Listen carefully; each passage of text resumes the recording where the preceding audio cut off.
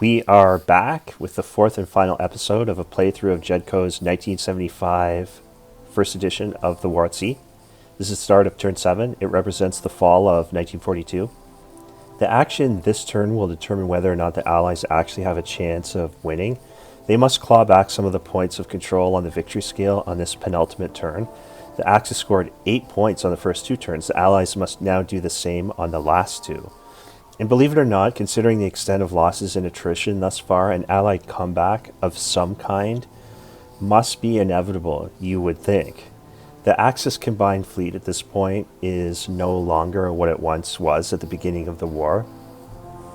On the other hand, the Allies early on absolutely wrapped themselves around an axle trying to secure crucial sea zones as they escorted convoys through the Barents to Russia. However, the most noticeable development now is that the Axis can no longer really command the flow of the game, meaning the action on the map. They don't have enough ships left for that, and they have to protect their point lead at all costs, and just probe weak areas of the Allied defensive network. So we'll take a look at the map now, and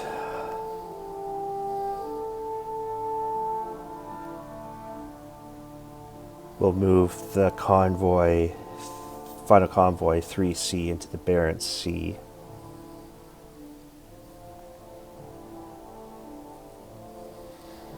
We will move the British ships out of Malta and get rid of the disabled status, the 3 battleships there. Howe, Prince of Wales, and I believe it's the Anson there, yeah. The British can repair 2 points of damage on the Anson at Malta. South Atlantic Ocean is uncontrolled due to wolf packs. We have to do participation rolls for the Russian ships here, so we'll do the Murat now. October Revolution. Whoa, would you look at that? Finally, October Revolution is able to sail in the Baltic. First time we've seen a Russian ship in the game. And now the rolls for the Americans in the North Atlantic. So we'll zoom in a little bit. Roll for the Wichita. 6. First American ship to enter the war. Tuscaloosa. I'll take anything at this point. 3, no. Augusta. 2, no. Texas. 5, no. New York. 6. That's amazing. Washington, I doubt it. Yeah. I can't even remember the last time I've gotten to play with that ship. Anyway, that's a change of reversal of fortune there for the Allies. They finally get the miners in play. I have to say, too, the Russian battleships, the importance of them in history and in games, I think is a little bit understated. I really think the Russians got some really good value out of those old Tsarist battleships. I mean, compared to what the Italians were able to accomplish with their battleships, I mean, the Russians did quite well. They retread the old equipment. I don't think they could have done much else because they probably realized that all of their ports facing Europe were in danger of being overrun by the Axis. So what was the point in building new stuff?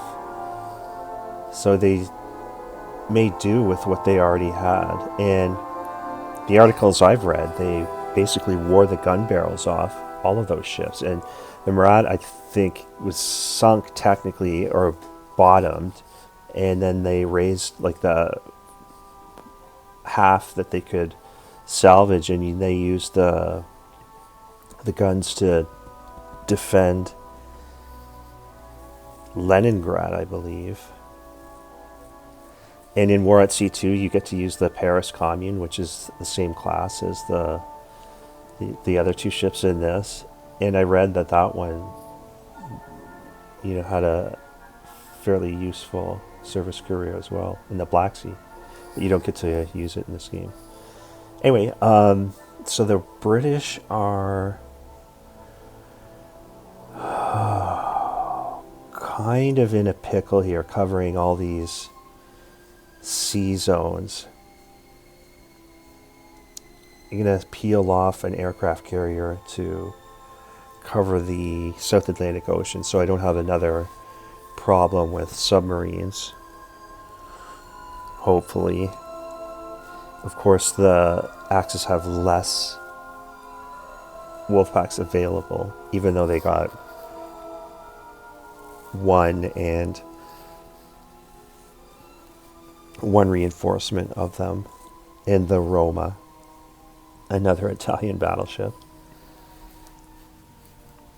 I always thought that they got the order of those two mixed up. The Roma should have come out first and the Impero last, because the Impero wasn't finished. I think it was just a floating hull with no turrets, but the Roma was complete.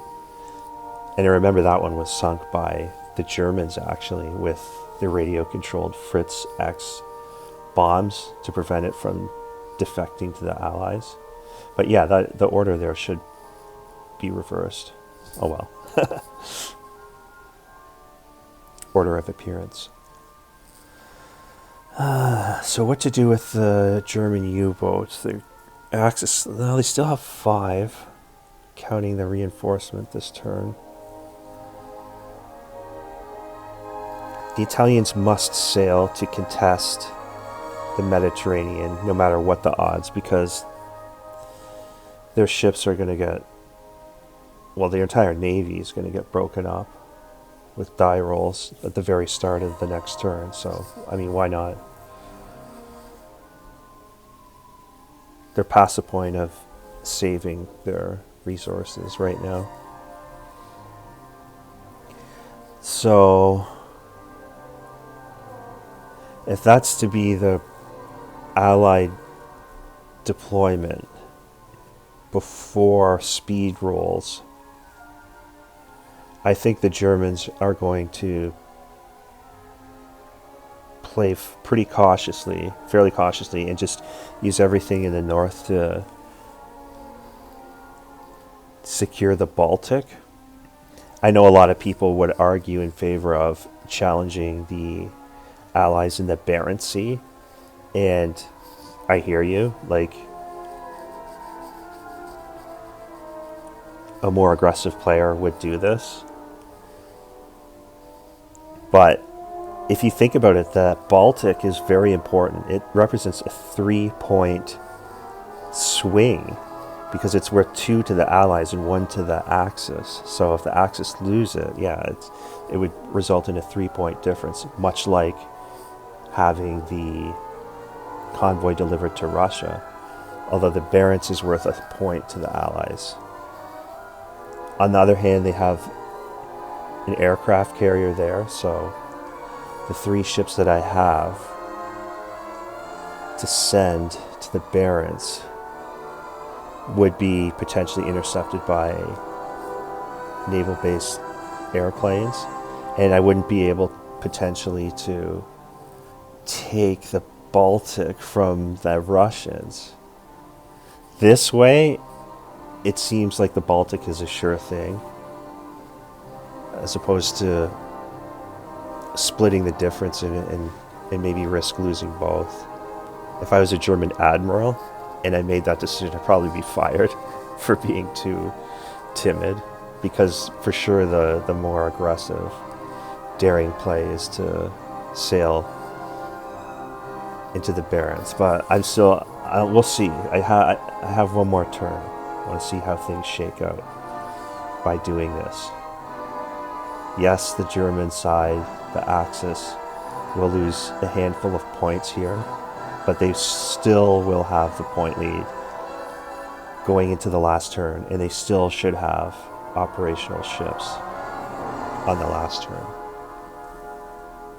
if my plan works out. Anyway, we have to set up the Mediterranean Sea battle, so both land-based air units will be diverted to the south again. can see it's amazing how the Italians still have powerful battleships down there. 3 of them. 3 top-of-the-line units. So now deploy the U-boats. Allies are thin in the North Atlantic, so the Axis will challenge them there. Germans want an opportunity to sink American ships. They'll only get 2 ASW rolls. And the Axis can't, in good conscience, ignore the Mediterranean. So 2 wolf packs will head south to support the last hurrah of the Italian Navy. Should be able to do some damage. Like, look at the stuff they can still deploy. So the only speed roll would be the Malaya headed to the Barents. So do that now.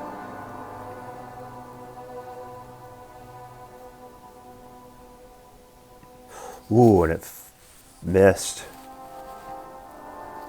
See, now if the Germans had known that ahead of time, yeah, so now it looks foolhardy, the German plan. They should have risked the Barents. But if everything goes well, it will only be a 1-point difference. But we'll see. Anything can happen. So we're on ASW rolls.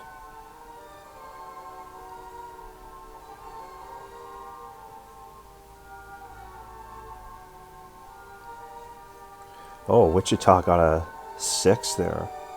Wow. New York misses. And in the Mediterranean, the U-boats are in tough here. This is a grim situation, but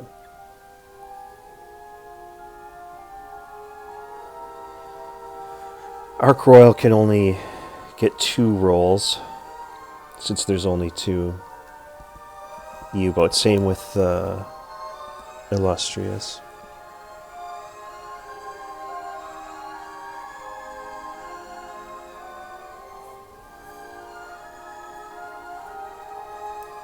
I don't think you're allowed to double up on them.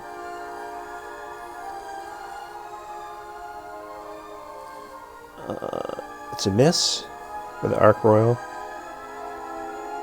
Another miss. And the Illustrious is going to get a hit.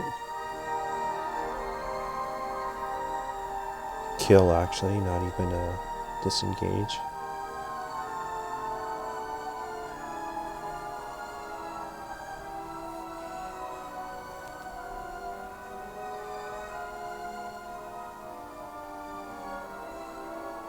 Illustrious. SW roll is a miss. And then each of the ships is going to get 1. So we'll say like the first half of the line would have done the first U-boat, and the second group of ships would have done the second U-boat. You got to remember, everything's supposed to be pre-programmed, so start making rolls. Yeah, and it's dead anyways. That was a wasted effort, I admit. Axis shouldn't have done that.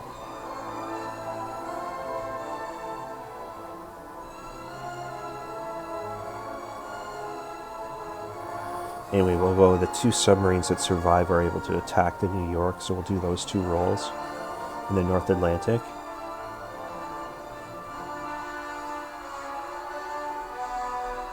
Do them together. Oh, 2 hits. Wow.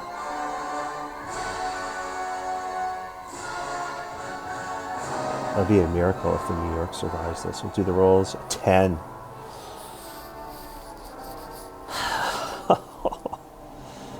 New York didn't get to do anything. It deployed in the North Atlantic and was promptly sunk by U-boats. So that uncontrols the North Atlantic.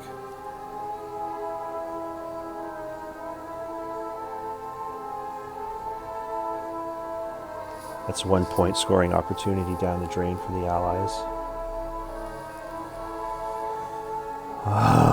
Then we'll move. Should we do the Baltic first or the Mediterranean? Oh yeah, I always forget the Graf Zeppelin has 2 naval roles, so they're only going to be able to use 1 factor against the October Revolution. We'll probably do that. So now we'll do the land-based air in the Mediterranean. And the Axis will target the Ark Royal and Prince of Wales and the damaged Anson. So the first roll against the Ark Royal, second Prince of Wales, and Anson. So Ark Royal. Here come the bombers. It's a disabled result on the Ark Royal. Prince of Wales. They miss. Luftwaffe attacks the damaged Anson, and it's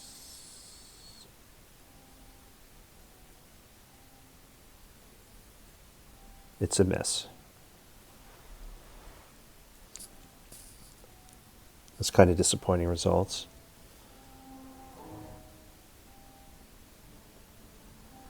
So what can the Allies do? They will go after the biggest ships, obviously, in the Italian Navy. The 3 4.66s. So the first strike will target the Impero, then the Vittorio, and then the Roma. So roll against the Impero. 6. Roll for damage. 3. So significant damage on the Impero. It's going to have to hope it'll be disabled. Second roll against the Vittorio Veneto. That's a disabled. In the third airstrike against the Roma. That's a miss.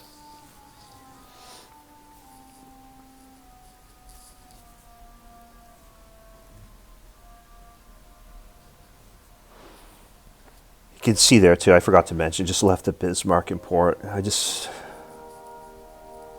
hope it can be repaired 4 more points for the last turn.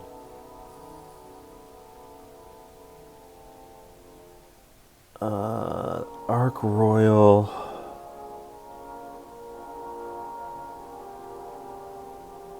Is going to get 3. It has to be disabled after the air phase is over. Anyway, so the Illustrious is going to go after the Impero, misses. Then the Vittorio Veneto misses. So Illustrious did nothing against ships. Okay, so the Ark Royal is going to attack the Roma. Nothing. Julius Caesar. Hit. That's probably going to sink it right here. No. Minor damage for 1. And then its final factor on the Gorizia is a disabled. So you can see that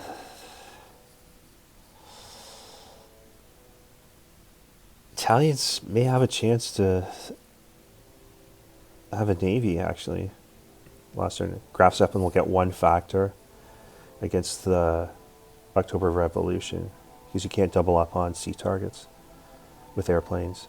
And it's a disabled result. Wow. So that deployment into the Baltic was overkill. But I couldn't have known that. Anyway, mission accomplished. The Axis are at least able to secure the Baltic, which is important. You have to disengage the Gorizia and the Vittorio Veneto prior to the surface combat.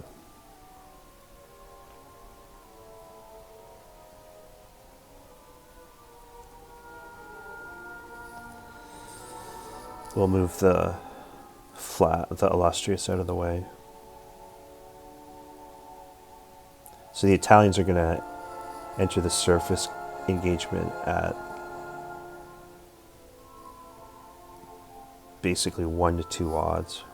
Between 1 to 2 and 1 to 3 odds. It's not good. But they still have firepower.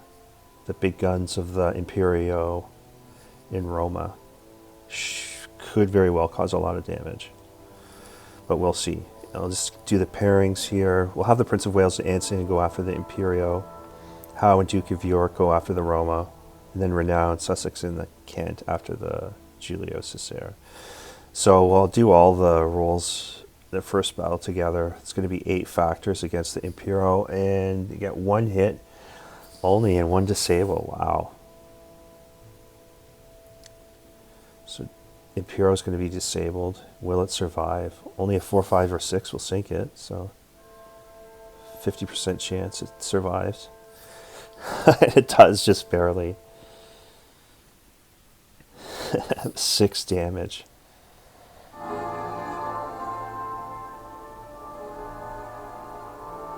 Okay, how about the Howe and Duke of York against the Roma? I have to roll 8 gun factors. Just roll at the same time. What difference does it make? And 2 hits. So, let's see. Roll 2 dice for damage, and 8. Roma's overwhelmed. It's sunk by the Howe and Duke of York.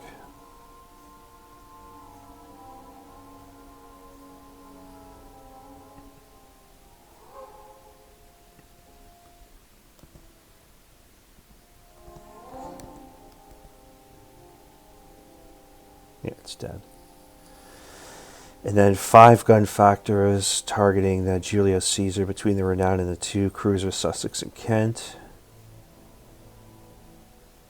And that's a lot of hits. That's 3 hits. That's automatic sinking. Even if they're all 1s, it's sunk. We can roll the dice damage anyways. Yeah, that was a pile of hits. That was 12 hits. So the Giulio Cesare is overwhelmed and sunk as well. That's going to be interesting to see if the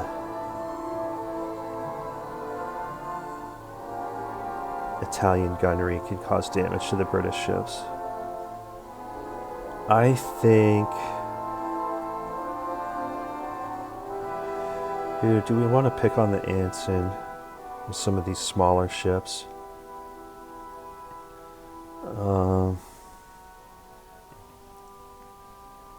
I think I'll put the Roma against Prince of Wales. And the Cesare will go after the Renown. Those are the 2 oldest, most prestigious British ships in the fight, so let's go after them. Okay, so Roma's going to roll on the Prince of Wales. 4 dice. Wow! That's like a magazine explosion result. 9 plus 7. 16 damage factors on the Prince of Wales. Yeah, the Prince of Wales just blew off. That hurts.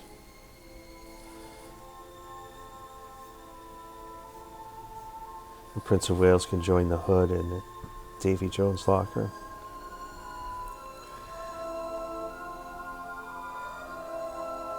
That was a lot more than Roma did historically, that's for sure. So we'll do the Impero now against the Anson. 4 dice factors. Mess. Wow, that was disappointing. It limps back to Italy. And the Giulio Cesare is going to get 4 gun factors against the Renown.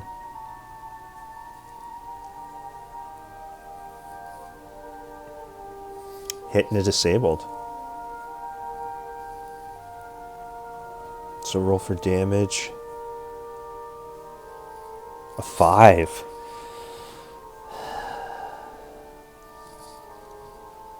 Wow, that's really not good for the British. Those are 2 good ships. Those are probably my 2 favorite ships that were down there.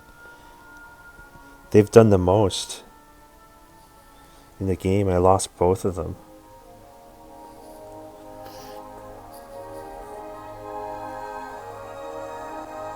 You could say that was like a tactical draw almost, but a strategic victory for the British, since they now control the Mediterranean Sea for 1 point. And they do control the South Atlantic for 1 point. So that's 2, and they will deliver Convoy 3C to Russia for 3 points, so they're going to score 5.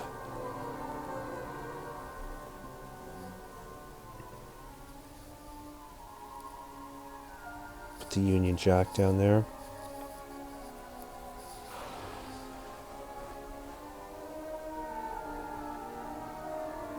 Make it official. South Atlantic.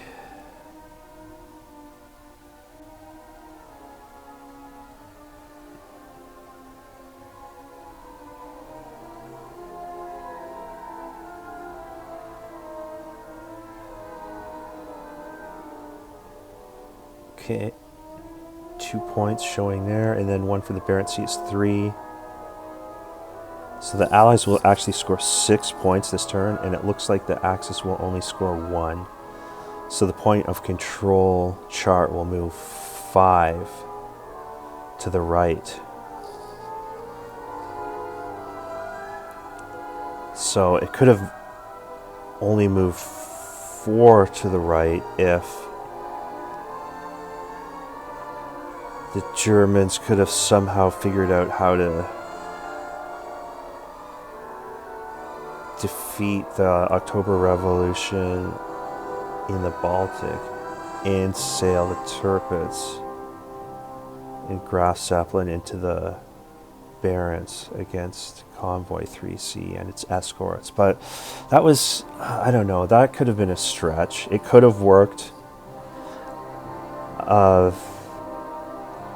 Axis side will be pissed if they wind up losing this game by 1 point because of that bad decision, that overly cautious decision to move into the Baltic just as Convoy 3C was arriving in Russia. But at least they have 3 strong operational units left in Germany. And they will have how many U-boats? 1, 2, at least 3. They'll have 3 wolf packs available. And who knows what will be left of the Italian Navy. They'll have a damaged Bismarck, though, guaranteed. But, I mean, the Axis are so overmatched, or probably will be down there. It just can't make a difference, I don't think. If the Germans or the Axis side have anything left, it will have to be up to their 3 wolf packs and Graf Zeppelin, Lutzow, and Tirpitz, based out of Germany.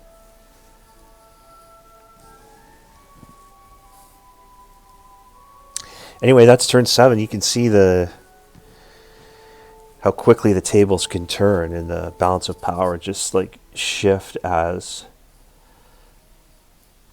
the weight of attrition starts to crumble the Axis ability to stand up against the sheer numbers of the Royal Navy. It's crazy how this game works. It's, the first 2 turns, it seems the Axis have all the options available and all the point scoring opportunities, and by the time the last 2 turns roll around, the exact opposite is true. So anyway, on to turn 8, see what happens. It's turn 8, The final turn of the game, spring 1943. Will the Allies be able to make up enough points to secure an incredible come-from-behind win? Let's find out. It's crazy how quickly the tables can turn in this game. As time wears on, the Axis inevitably start to feel the roof might just collapse in on them as they try to manage the various sea zones with a depleted, banged-up fleet. We'll recycle a U-boat token. That's the only reinforcement on the last turn. You can see there. We will remove the disabled marker and damage from the ships in Malta.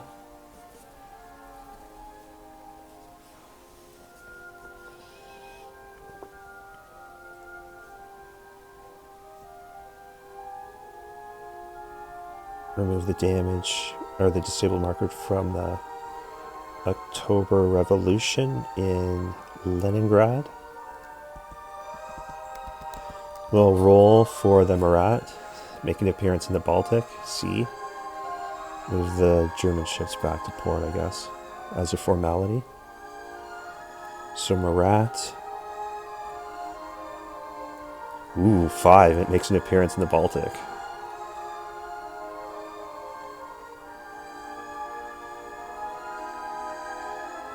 In the October Revolution, 5. Wow, full complement of Russian ships. So, I think that really forces the Germans' hand with the 3 units remaining in Germany. I think we know where they're going to be headed. We can't let the Allies have control of the Baltic on the last turn. Anyway, it's time for America rolls. So, Tuscaloosa gets a 6, so it appears in the North Atlantic. Augusta, no, not with the 5. Texas. Texas gets a 6, so it appears in the North Atlantic. And the Washington, no.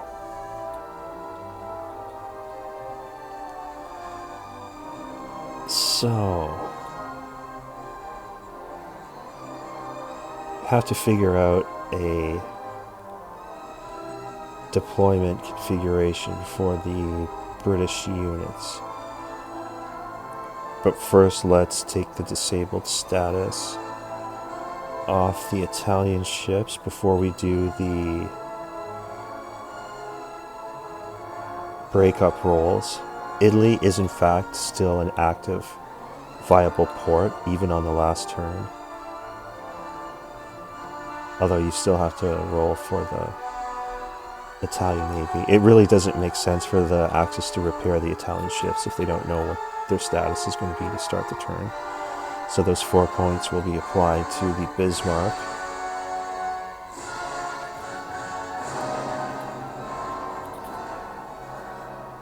So we'll roll for the Gorizia.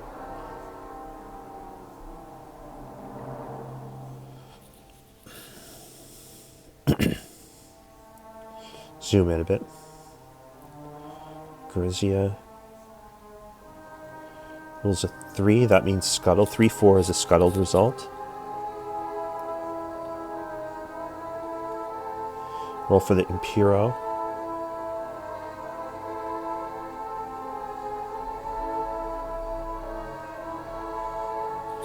One to 2 means it's captured by the Allies. Of course, the Allies capture the ship that's wrecked. Anyway, at least the Axis can't use it. And then the final roll will be for the Vittorio Veneto.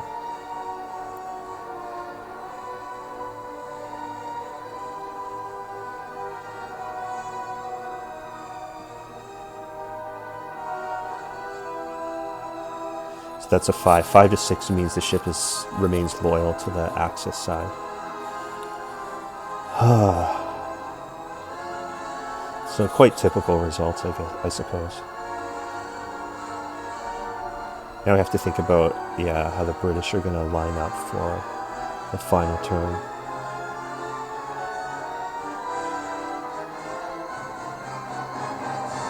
Have to worry about those 3 wolf packs uncontrolling an important sea zone. Okay, so I guess we want to move some ships around.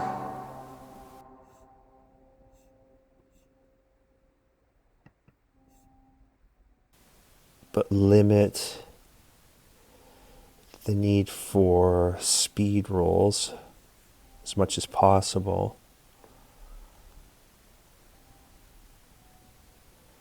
Sail the Anson into the Mediterranean. I think we'll keep the Ark Royal in the Mediterranean as well. Might peel off the Illustrious, though, and sail it into the South Atlantic. And then move the Formidable from the South Atlantic to the North Atlantic, just so each sea zone has at least one aircraft carrier.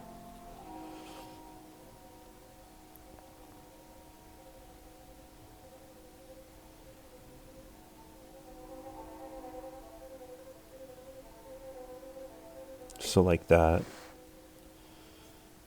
I think that's optimal as far as the British are concerned. I still have the Malaya in port. That's got to go somewhere. Maybe I'll try and run it up to the Barents.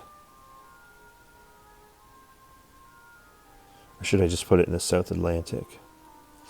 It's tough. I guess I'll probably have to... it's easy for the... I think it's got to go to the Barents just in case the Germans try something funny. Try to get cute with whatever they have left. But maybe, we'll just move the Sussex into the South Atlantic to balance things off a little bit more. No speed roll required. So we're going to try and deploy the Malaya into the Barents. After all, make a speed roll.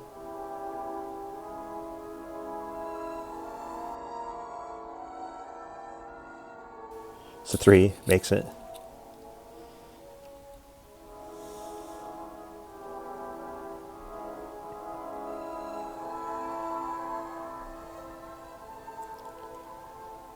So the Bismarck and the Vittorio Veneto are going to set sail for the last time into the Mediterranean against all odds. And the Lutzow, Tirpitz, and Graf Zeppelin. It's got to be the Baltic, where they can also bring to bear their land-based air power. They can do the same in the Barents, but yeah, I just can't have the Allies potentially win the Baltic on the last turn, so that's going to take care of the northern arm of what's left of the Kriegsmarine. And the U-boats will support the last-ditch effort in the Mediterranean. 3 wolf packs.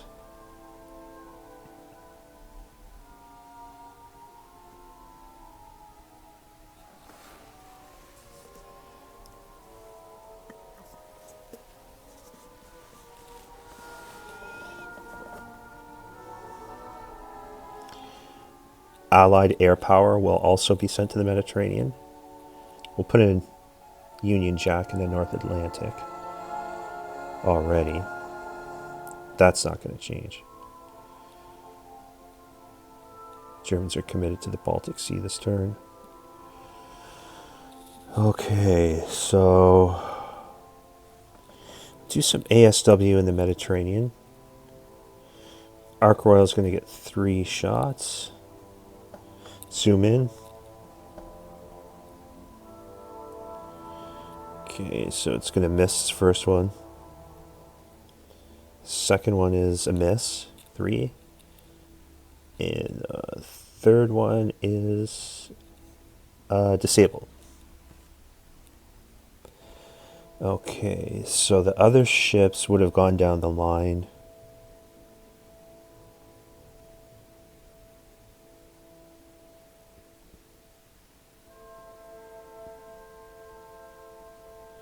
So Howe misses. Duke of York. That's it disabled.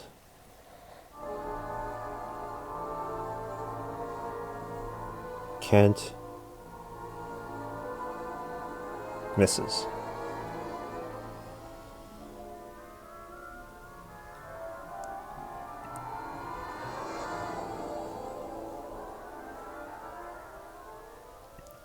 So that's going to uncontrol the Mediterranean no matter what happens and cost the Allies a crucial point. But we still have to resolve submarine warfare first. So the U-boat's going to fire on the Ark Royal and gets a disabled result.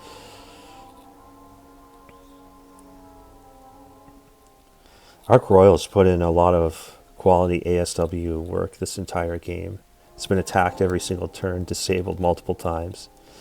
It has sunk two, or broken up 2 wolf packs on its own, to its credit. Okay. So, at the very least, that sea zone's going to be contested.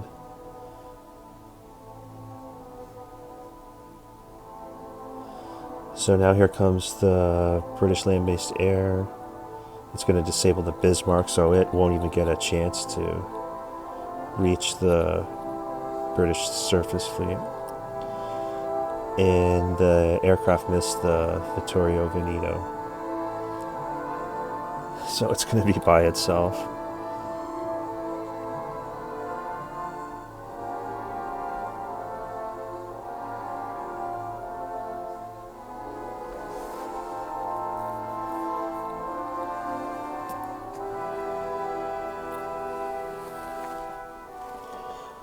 Okay, so German air power. First strike against the Oktyabrsk Revolutia. It's a miss. And the second strike against Jean-Paul Marat is a miss. So it's going to be up to Graf Zeppelin, Tirpitz, and Lutzow. So Graf Zeppelin, go with the October Revolution. That's a miss. The Marat.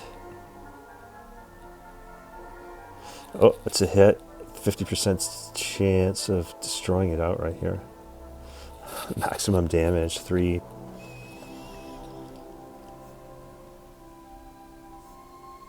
Graf Zeppelin has been an effective, very effective unit for the Germans this entire game. Remember, it sunk the Courageous, and it's gotten half credit for at least 2 other ships, I would think. Well, including the Marat, if that gets sunk, which it looks like it's going to be sunk. And I'm pretty sure there's a rule that if you use the Graf Zeppelin's air power, you can't use its surface guns on the same round, so we'll leave it back for now. I'm not sure it's going to make much of a difference in this battle this late in the game, but we'll see.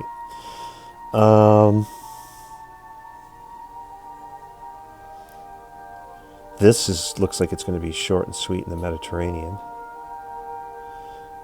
So maybe we'll resolve the Baltic Sea first, see what the Marat can do with the single gun factor, since it's at maximum damage.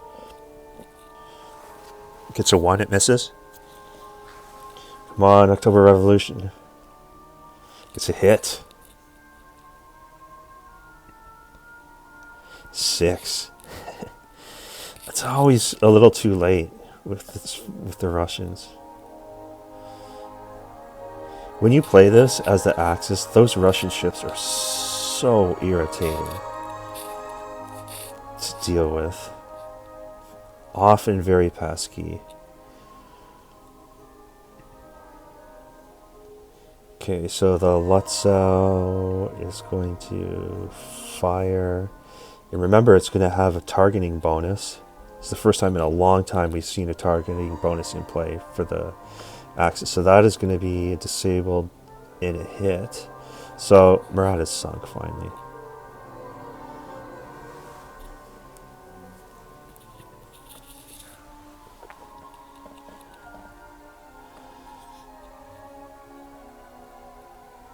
And it's going to be removed.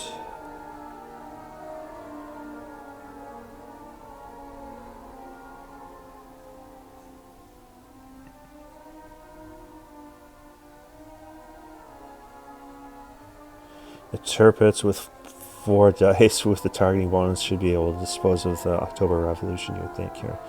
Anyway, that's going to be just disabled. Wow.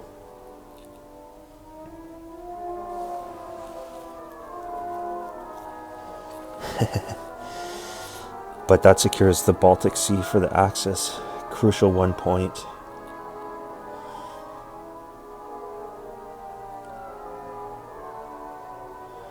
So now we move to the final battle of the war. This is Vittorio Veneto's swan song here.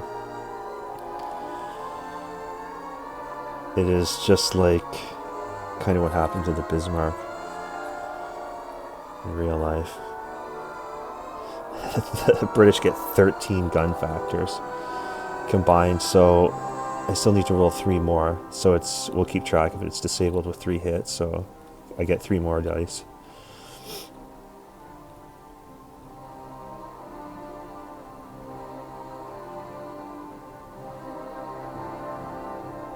No more hits.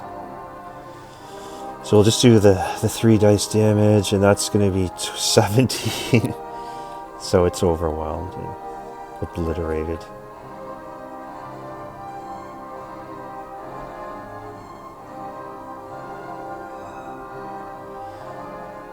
So the question is who it's going to return fire against. Let's go again. It's the ship with the royal title. It's just disabled.